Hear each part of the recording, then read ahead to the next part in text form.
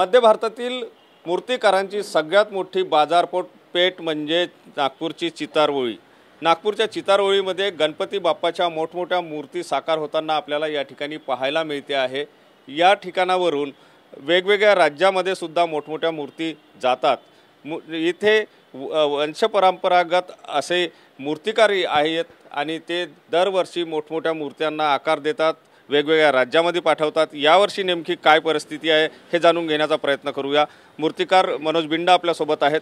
भाऊ, काय सांगाल, यावर्षीची नेमकी काय परिस्थिती आहे? मोठमोठ्या मूर्ती साकार होताना दिसते आहे। दरवर्षीपेक्षा यावर्षी चांगलाच गणपती बाप्पांचा प्रतिसाद मिळत आहे आणि यावर्षी माझ्याकडे तुम्ही बघू शकता की आपल्याकडे 15 फूट 11 फूट आणि आणखी एक मोठे ऑर्डर आहे। आणि आपल्याकडचं नागपुरामध्ये मातीच्या मूर्तीसाठी प्रसिद्ध आहे आणि आपल्या विदर्भात मातीच्या मूर्त्या भरपूर जातात।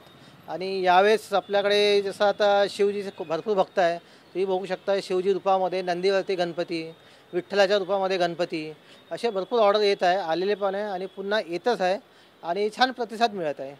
आपल्या इथल्या मूर्त्या बाहेर राज्यात सुद्धा जातात। कुठल्या राज्यामध्ये या मूर्त्यांचे ऑर्डर तुमच्याकडे असतात? आपल्याकडे नागपुरात राहतच विदर्भाची मागणी आहे आणि कसं मातीच्या मूर्ती असल्या कारणाने आता मध्य प्रदेश, उत्तर प्रदेश इकडे पण जातात आणि काही गणपती फॉरेनमध्ये सुद्धा जातात, जे आपण नेऊ शकतात लहान लहान। कारण इकडले नागपुरातली जे मातीच्या मूर्तीला खूप महत्त्व असल्यामुळे जसं काही आमचे जुने ग्राहक आहे, कोणी अमेरिकेला गेले आहे, कोणी इकडे, कोणी बाहेर देशामध्ये गेले, तर बाय प्लेनने ते इथून नागपुरातून मूर्त्यासुद्धा जातात। या ठिकाणी आपण बघतो आहे की मोठ्या मूर्ती तुम्ही साकारता आहेत। या मोठ्या मूर्तींची किती मागणी आहे? कारण याच्यावरचे निर्बंध जे होते ते निर्बंध राहिलेले नाही आता, त्यामुळे मोठ्या मूर्ती जास्त ऑर्डर येत आहे।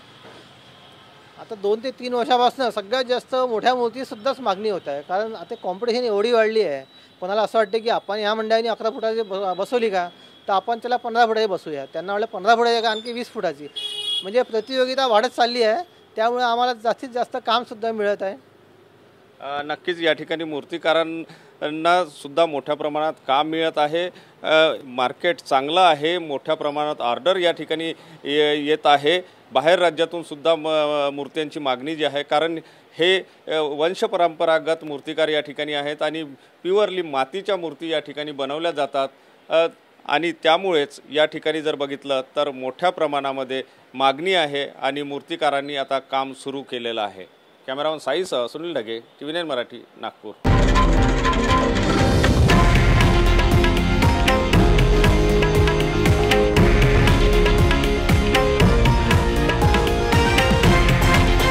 हे आहे देशातील नंबर 1 न्यूज नेटवर्क आणि आपण पाहत आहात TV9 मराठी, एकमेव।